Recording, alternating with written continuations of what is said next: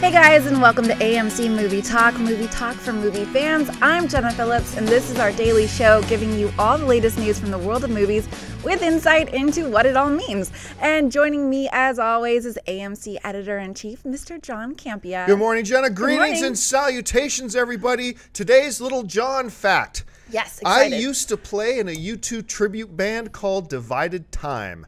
And the reason the name was so awful is because I came up with the name for the band. But yes, I played in a U2 tribute band. I like the name, Facts actually. Of the day. And also joining us is our very own production supervisor, Dennis Zen. How are you doing, Dennis? I'm doing well. How are you guys doing? Excellent, thank you. All right, let's get started. It looks like it's time for Favreau to call in that favor Robert Downey Jr. owes him. It has been confirmed that Robert Downey Jr. has joined the upcoming Jon Favreau film Chef. Chef will star Favreau as an over-emotional chef running a restaurant in Los Angeles. The film will also star Sofia Vergara and John Leguizamo. John, what do you think of Robert Downey Jr. joining Chef? I think it's fantastic. First, I've been thrilled about the sound of Chef ever since we first heard about it. I love Jon Favreau as a filmmaker and as a writer and as a comedic actor. I don't think he does enough stuff on screen himself, and I'm thrilled that he's leading this. And the whole premise about him being an over-emotional chef in Los Angeles, I'm hoping it's over-emotional as in he gets really angry, kind of like the TV chefs. He actually, get out! And just screaming. I think that would be awesome. And let's face it, Robert Downey Jr. is going to do this film because he owes everything to Jon Favreau. Remember, Jon Favreau, when he was doing Iron Man, he wanted Robert Downey Jr. when nobody wanted Robert Downey Jr. And I'm not exaggerating. Nobody wanted Robert Downey Jr. at that time. A lot of people forget that at that period of time, he was on his second strike. Everybody had given up on him. Nobody was putting him on anything. He got fired from Ally McBeal. Yeah. I mean, everything. He was done. And then Jon Favreau went to bat. Disney said, no, we don't want this guy. He's too much of a wild card. He's too much of a risk. We don't want him. And he fought for him. So every Bentley that you drive, Robert Downey Jr., you owe to Jon Favreau. And it was time for him to call it in. And I think this is a great time to call it in. A small independent film that he's putting together himself, that he's leading and he's the lead actor in. Say, Robert, time to pay up.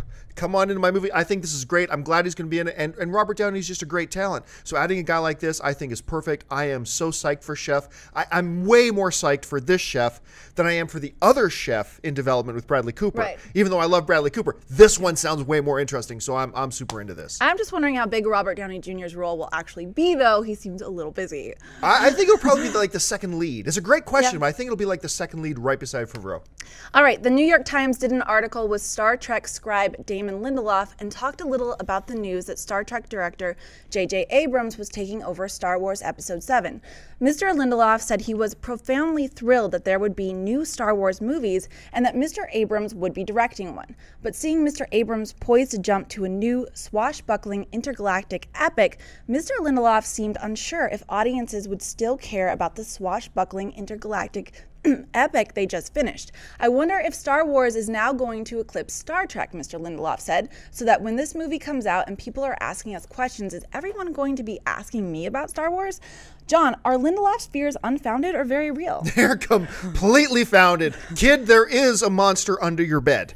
I mean, absolutely, you're in trouble. And it's not... I'm sorry, the question, gee, I wonder if Star Wars will eclipse Star Trek. What do you mean, wonder if? Star Wars has eclipsed you with the arrows eclipsing out 1,000 suns. Yeah. Star Wars has always eclipsed Star Trek. Let's just get that out of the way. But I said right from the beginning, when they announced J.J. Abrams was going to be on this, I said this is a nightmare for Paramount because everywhere they go now, every press event they do for Star Trek, people are not going to be asking Star Trek. They're going to be asking Star Wars. And they have been. I mean, this article in the New York Times is dead proof of that. So yeah, he was absolutely had very, very good reasons to be afraid of that. I mean, I was at a Star Trek event recently talking to the cast, and sure enough, a lot of people before me were just asking them all Star Wars questions. Even though the cast has nothing to do with Star Wars, it's all J.J. Abrams. It's all like, so Chris Pine, what do you think about J.J.? What direction do you think J.J. is going to take Star Wars in? And you know, I see these actors trying their best to be cordial and everything, but inside their heads are like, why the frack, blank, are you asking me about a completely different movie? So yeah, he was very justified to be this worried, and we see it. And really, look, a lot of people are still very excited about Star Trek. I'm excited about Star Trek. Yeah. I'm going to go see Star Trek tonight, as a matter of fact. As soon as we're done the show, I'm heading down to go watch it finally, because I haven't seen it yet, and I'm going to see it tonight. But let's face it, there is not as much buzz about Star Trek II right now, as it clearly deserves, and I believe it would have had if J.J. Abrams had not announced that he was going to be directing Star Wars, because that's where everybody's attention went. I don't hear near the buzz of this Star Trek as we knew there was going to be 4 months ago. So yeah, I think Damon Lindelof is right on the money. There was good reason for him to be worried. Dennis, you've seen everything going on. You've seen this whole scenario unfold. Has the Star Wars news stolen their thunder, or am I over-exaggerating this? It's definitely stolen the thunder. It eclipsed it, but it's not a total eclipse. It's like a partial eclipse where it's almost covering everything, and there's like a little bit of Star Trek there. You know, I'm one of those people who's a fan of both. I like Star Wars and Star Trek. I'm not. It's not a versus thing. I mean, overall, I would say I like the Star Wars universe better. But I'm excited for both. But in the regards of Abrams taking over for Star Wars, yeah, it's diverted all the attention that Star Trek had all into Star Wars. And I'm still waiting for, what you were predicting is like some sort of announcement of Mark Hamill, Carrie Fisher, and Harrison Ford coming back, like, I don't know, the day before it opens. It opens. When the decision was made to bring Stephenie Meyer's book, The Host, to the big screen, the plan was to do 3 films in the series, which included 2 follow-up books, The Seeker and The Soul. However, now in its 7th week in release, The Host has made just over $26 million. Yikes. Which makes the film a money loser for Lionsgate. John, can the studio still move forward with 2 more movies in the Host series? No. Yeah. No, this is a great example of those. This happens all the time. I get a lot of emails from people who constantly, I say, oh, there's not going to be a sequel to this movie. And they'll write me an email saying, no, they signed the contract that they're on for 5 films. So that means they're going to be, no. Look, when actors sign on for a potential franchise, they do, the studios make them sign a deal saying, hey, we've got the option on you to come back and play the role again if we proceed. But that just means the studio has the option. So if the option summons them back to be in the sequel, whatever franchise we're talking about, then the actors are obligated to come back and be in that film. But that doesn't obligate the studios to make that sequel. And The Host is a great example of that. Look, I think they overestimated the popularity of Stephenie Meyer as the writer versus the popularity of Twilight in and of itself. Twilight was far more popular than the writer of the book. Also, I think they underestimated the backlash that a lot of people had to Twilight. I'm one of these guys who I didn't hate the Twilight series. I know it's really popular for people to just hate on it. And I'll tell you what, I even liked the last film. I liked the last one. Shoot me, whatever. Yeah. I'm smart. But what I mean is, but there was a huge backlash. People were tired of it, and I think they underestimated that. I think maybe they should have waited a few years before trying a Host, but they did. Look, this movie has flopped so badly, The Host. I'm not even completely 100% sure Stephenie Meyer is going to come out with the last 2 books, because they had the 3 books planned. They were going to do the movies, but this thing has flopped so bad. I mean, she's probably going to come out with the next 2 books, probably, but I don't think we're going to see it in the movies. Dennis, you've seen the reaction. You've seen the results that the hosts had. Do you think that maybe Lionsgate may just bite their lip and say, no, we believe in this, we're going to move forward with it, or is this done? No way. They're not going to do this. Yeah, that's like saying, hey, studio, would you like to lose money? Like, why don't you just, take $30 million, $40 million and just dump it into the ocean? Like, why would they do that? They don't care. Right. They don't care. So, yeah, the chances are like almost none. Yeah, I agree. All right, folks, well, listen, we've come to that part of the show for buy or sell. Here's how this works. In front of her, Jenna has a bunch of other items from the world of movie news. She's going to list them off, and we're simply going to say whether we buy it or sell it. So, Jenna, what do we got on there? For a couple of years, there has been talk about a potential 24 movie based on the once-hit TV show of the same name. The project has been sitting on the back burner for a while, with the chances of it making it to the big screen looking grim. Now, according to Variety, the plans for a 24 movie are 100% officially dead, as Fox is said to be looking to relaunch the show next year. The report said the following: "Jack's back," said Fox chairman Kevin Riley on the call. "Howard Gordon always had the idea of doing a feature film for 24, but they all agreed 24 being compressed to 2 hours is not 24. John, buy or sell killing off the 24 movie idea? Yeah, I buy it. I mean, I felt this way for a long time. I like the show I did too. very much, but it's just one of those shows where it's like the whole nature of the show, that whole all real time 24. Not that they're planning a 12 episode series, which is fine because you can have a few gaps here and there, but crunching a 24 movie into 2 hours to me always seemed like way too much of a stretch. I didn't think it would work in that format myself personally, so for me, I buy. Yeah, I agree. It's weird. It's only 12 episodes, and they should probably just rename it. Yeah. But, it looks like we are closer than ever to a Gremlins reboot. Yay! A relaunching of the popular franchise has been talked about for almost a decade, but now tangible steps are being made to make it a reality as Warner Brothers has assigned producers Seth Grahame-Smith, Abraham Lincoln Vampire Hunter, and David Katzenberg to the project. John, buy or sell rebooting Gremlins? I buy it. Look, I'm one of these guys who I don't mind the idea of reboots at all. I want to see Gizmo and Stripe again, and I want to go back to that world. And once again, to those people who don't like the idea of reboots or say, no, don't mess with Gremlins. They're not messing with Gremlins. The original is still there. Don't worry. Nobody's touching it. It's totally fine. If the new Gremlins comes out and it sucks, you still got the original. It doesn't mess with it. It's totally fine. Let them take a shot at rebooting this. I think it could be awesome. Just please, my one request, don't fool with the designs of them too much. Stay as I want Gizmo. Don't give me some other creature and call him Gizmo. Personally, I would like Gizmo. Writer-director Kevin Smith has taken to his Facebook page to announce the first draft of his script for Clerks III is now complete. He included this picture of the script along with the original clapboard used on the first movie. Smith said the following: at 137 pages, it plays like The Empire Strikes Back of what's now become the Clerks trilogy, and I am so in love with it. John, buy or sell Clerks III? Buy it. Clerks 2 is one of my top 5 all-time favorite comedies. I even like it better than the first Clerks. I think it's really irreverent and foul, sure, but at the same time, when you really look at it, it's emotionally smart. Clerks 2 was a very smart film. You have to see past the absurdity to see it, though, and I think that's great. I am dying to see this third film, so for me, it's a buy. Dennis, what about you? You buy or sell the idea of a Clerks 3? I buy it, but it's more of a hesitant buy because of I love the first one more than the second one. I still like the second one. But my problem is where he says 137 pages. 137 First draft, pages. though. First draft. I don't know if he's going to be able to cut it down. Kevin Smith's not really known for being, him and Tarantino are not known for being able to cut their own work down that well. And for a comedy, 137 pages is a lot. Wait, now, Clerks 2 came in at 97 minutes. Yes. So I hope he can cut that down. I mean, he's got to cut at least 30 pages out of this thing, I think. Yeah. I hope he can do it. All right, folks, listen, we've come to that part of the show for mailbag. Listen, if you've got a topic or a question that you'd like us to address on the show, you can email us anytime at amcmovietalk@gmail.com. Every day we pull a few questions out of the mailbag. We're trying to answer more and more now as we move forward. So send in your questions. Jenna's got a whole bunch of them pulled out. So, Jenna, what do we got? Eric Tish writes, "Hey guys, I'm a huge fan of the show and love your daily insight. We just got our first look at the Agents of S.H.I.E.L.D. TV show and it looks interesting and still has Agent Coulson in it. What do you think it will have, but do you think it will have any effect on the Avengers universe?"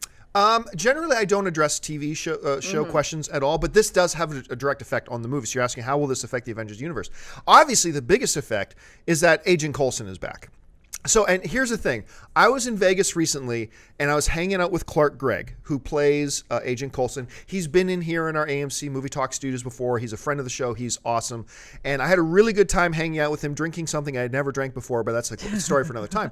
And, we started talking about the potential show and the future in the Avengers. And he said to me, he goes, with my death in the Avengers, or my apparent death, haha. So, I mean, I believe... I've always said this. From the first time I saw Avengers, I said, hey, look, we never saw Coulson die. There was some funny editing, and then we see them paramedics carrying something. I never believed he was dead. I never thought he was dead.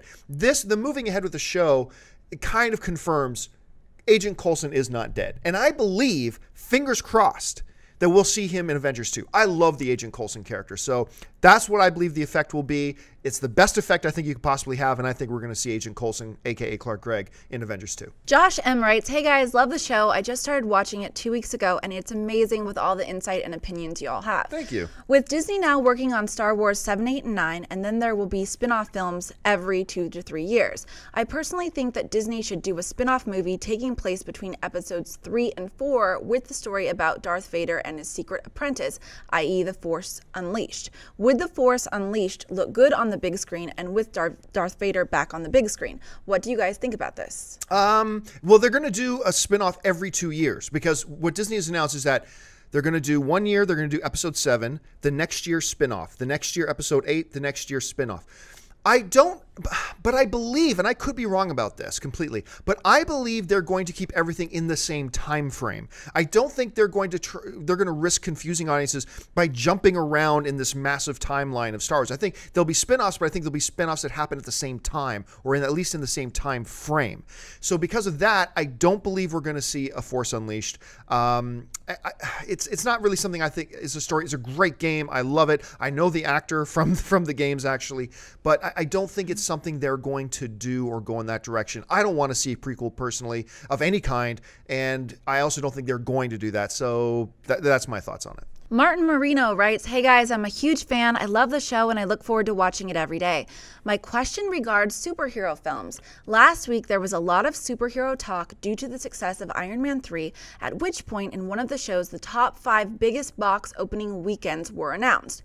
Out of the 5 movies named, 4 were superhero films. So my question is, why do you think superhero films have been so successful, and do you guys think that certain tones make the films more popular? Yes, the number 1 opening weekend film of all time is The Avengers. Number 2 is now Iron Man. I think 3 is Harry Potter, and the last Harry Potter film, and then 4 and 5 are the last 2 Batman films. What makes these films so, I mean, we all know they're hugely successful, but what makes them successful? I think there are 3 things that poise superhero films to be this successful. I notice I'm saying successful, not this good, because successful and good are 2 different things. So I'm just talking about the success. Number 1, brand recognition. All these characters have big brand recognition. Now, not all comic book characters do, but obviously everybody knows who Batman is. Everybody knows who the Avengers are. Everybody knows who Superman is. You know, my good friend and often co-host on the show, John Schnepp, says, yeah, I remember not a lot of people knew who Iron Man was before the first Iron Man film. Yeah, they did. We all knew who Iron Man was. We didn't know a lot about Iron Man, granted, but we all have that brand recognition. So that's the first thing that I think leads to them having so much success.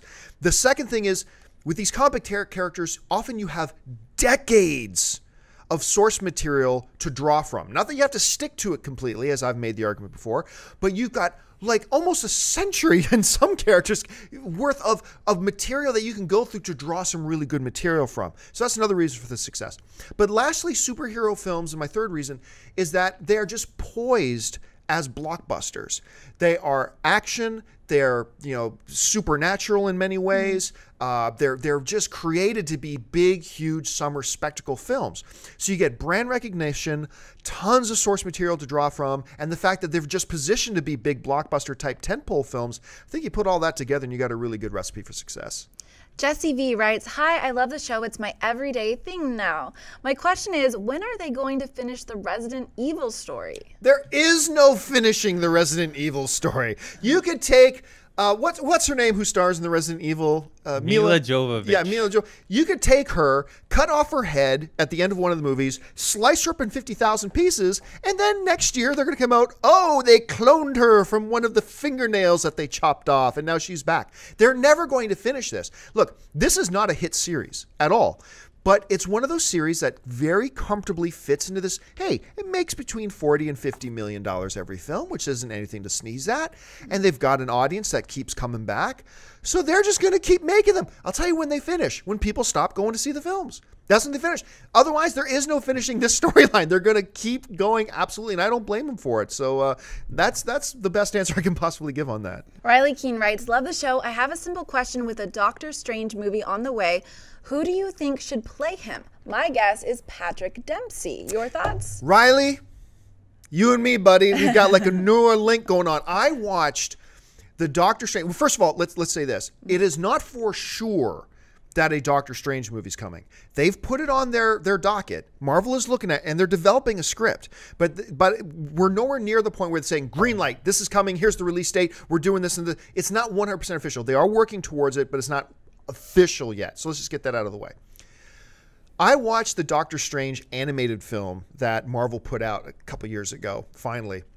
And all I could think about the entire time I was watching it was, they got to get Patrick Dempsey to play this. They got to get Patrick Dempsey. I'm not a big Patrick Dempsey fan by any stretch of the imagination, but I'm watching him like, all I could think was Patrick Dempsey, Patrick Dempsey, Patrick Dempsey. So I'm telling you, dude, there are probably some other really, really good actors that could totally play the role and do it great. But the image locked in my head, like you, is Patrick Dempsey. So I'm with you.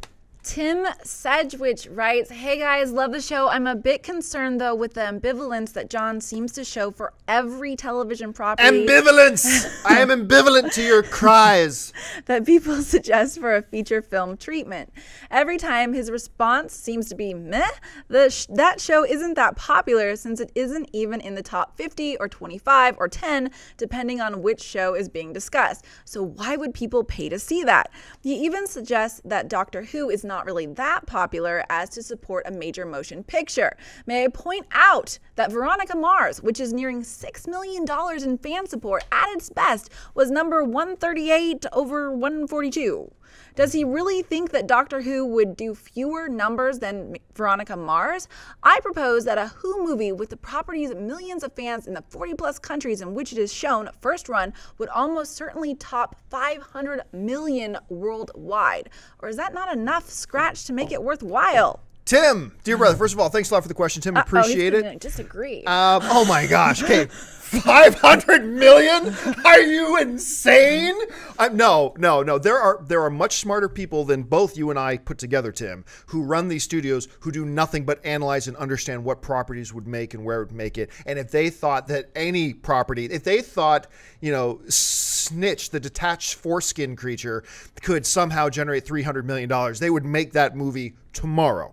And they know that a Doctor Who movie would not make anywhere near that money. But let's get back. First of all, I'm not really quite sure about your numbers where you're saying it was like 138th out of 142 market. I don't think that's correct. Now, I don't know a lot about television, but the numbers that I read suggested that Veronica Mars had somewhere between 2 and 3 million viewers per episode. That is like double the amount of viewers that shows like Supernatural and Arrow have. So it wasn't one of the last place ranked shows.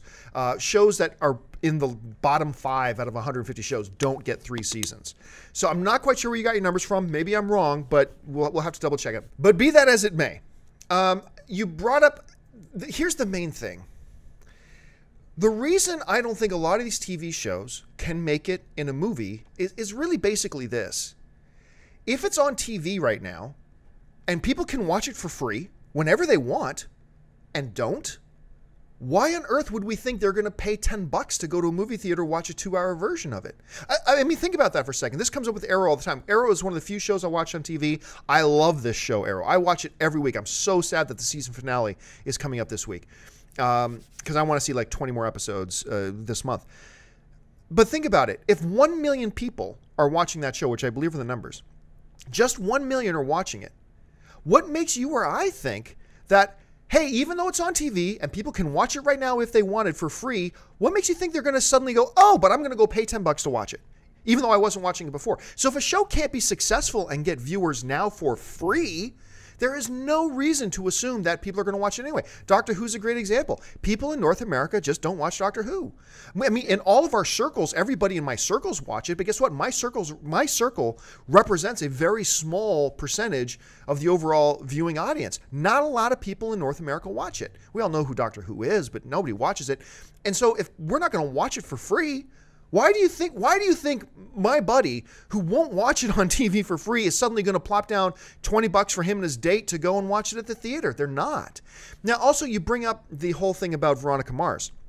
And you say, Veronica Mars made $6 million raised by the fans. Okay, that's great. If Kevin Smith came out and said, hey guys, now he's already making Clerks 3, but let's say he did this a few months ago.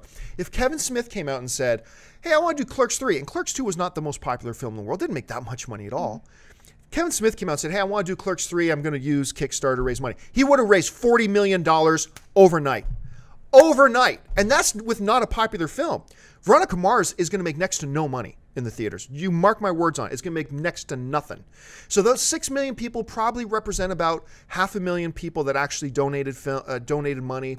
Let's say them, and they all go see the film and they all bring a friend. Okay, $2-3 million is going to. It's not going to be a success in any stretch of the imagination. And if a studio is going to do something like Doctor Who, they're not looking to make $5 million. They're looking to make $80 million. They're looking to make $100 million, and doing a Doctor Who film is simply not going to do it. So, but that doesn't take away. Look, people get mad at me when I say their favorite TV show would not make a good movie or would not succeed as a movie. Those are two different things. When I say it would not succeed as a movie, it could be a great movie, but it doesn't mean it's going to succeed. But don't. There's nothing wrong with saying, hey, this show is great and I love it and it works on TV, but there's not enough of us to make it a success in a movie theater. Don't be mad about that. There's nothing wrong with that. But that is just the way that it is. So, Tim, is a great question, and you raised some very, very valid questions, but I just don't think the facts line up with it, and I don't think it would work. Sam Conan writes, just thought I'd bring up the topic of the new movie coming out this summer, Gravity, featuring Sandra Bullock, George Clooney, and Robert Downey Jr. I'm not really thrilled about this star-studded cast. It seems like an action thriller, so I just wanted to hear your thoughts on those three in a movie like this. Seems a bit odd, and the studio was most likely just trying to get a cast that people know so the movie will make more. I hate when studios do that. What are your thoughts? Well, first of all, Robert Downey Jr. is not in Gravity. Dennis, correct me if I'm wrong. No, he's not. Yeah, Robert Downey Jr. was lined up to be the star of the film. Then he backed out, I believe in 2010 he backed out of it, and that's when George Clooney stepped in. So Robert Downey Jr. is not in this movie. It's Sandra Bullock and it's George Clooney. The whole idea about studios just putting named actors in there, let's deal with Gravity first. George Clooney is an Academy Award caliber actor. Sandra Bullock is an Academy Award winning actress. That means talent. So while they're certainly putting them in for some name recognition, you cannot possibly say that it's only for name recognition, because these are Oscar caliber talented people that you're putting in the film. That has got to have a big thing to do with it.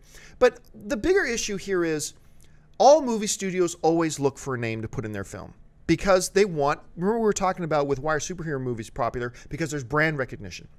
Sometimes a lot, like brand new films like Gravity, there's no brand recognition there. So let's get something else that the audience can have some recognition with. People know George Clooney. People know Sandra Bullock. People know Ryan Reynolds. People know Ryan Gosling. People know, a lot, whoever the actor and actress is. So they want to create some connection and some recognition that would be a draw. And there is nothing wrong with that. Every single movie does it. The only movies that you see without any named actors in it are the ones that couldn't get named actors. They would love to get named actors, and hopefully you get a named actor who also has a big load of talent to make the movie the best. And a lot of movies have the choice of lots of big name talent, and hopefully they go with who they think would fit it best. But there's certainly nothing wrong with trying to get a recognizable name, as long as that's not their only reason for getting them. As I hope they also get them because they're good for the role and they've got the talent to back it up. And I think that's what happens 90% of the time. Dennis, out of everybody in this room and out of everybody watching the show, you're probably the only person who's actually seen Gravity already. What did you think about it, and what are your thoughts about this question? Well, I'm not going to comment on the actual movie itself, but in terms of the question, yeah, it's not like they packed this thing full. I mean, one, Robert Downey Jr., like you said, he's not in it. Right. I've seen it, and I think this movie is more akin to something like Moon, Right. And they did need a named actor or actors in it because of the budget of the movie. There's no way they would have gotten away with, I think Moon cost like $5 million or something like that. Right. Gravity is a much more involved visually effect movie. So I think it's twofold. They needed a name, but they also wanted good talent. And I think that's what they got. And I don't think this is, and it's Alfonso Cuarón, Right, yeah. So it's not like some director that's, I don't know, just trying to line his pocketbooks. Yeah, let's put Arnold Schwarzenegger in Gravity. Yeah. All right, folks, well, listen, we've run out of time. Thank you so much for joining us. Listen, before you do anything else, while I've got you, stop what you're doing and click that subscribe button. Become a subscriber to our AMC Movie News YouTube channel. It'll keep you up to date on everything going on in the world of movie news and, of course, our daily AMC Movie Talk show. Make sure you follow us on Twitter at twitter.com/AMC Theaters. Like us on Facebook at facebook.com/AMC Theaters. And listen, go on out and see a movie tonight. Head on over to www.AMC Theaters to get all your theater and showtime and movie ticket information. If you want an audio-only version of this episode, make sure you look in the description of this video. You'll find links to our iTunes and our Stitcher Radio audio podcasts. Once again, click that subscribe button. I want to thank, as always, our very lovely host, Ms. Jenna Phillips. Thanks, guys. Thank you to the man who makes everything possible, Mr. Dennis Zen. Thanks for having me. And most of all, thank you to you guys. Listen, the most important part of the show is not what we have to say. It's what you have to say. Make sure you jump down into the comment section below and leave your thoughts on any or all the topics that we've discussed here today. Tell me why you think I'm so very right about everything. Or tell me why you think I'm so very wrong about everything. It's all good. Let's have a conversation. I guarantee you we read every single one of the comments that goes on this video. So until next time, my name's John Campea for AMC Movie News, and until then, bye-bye.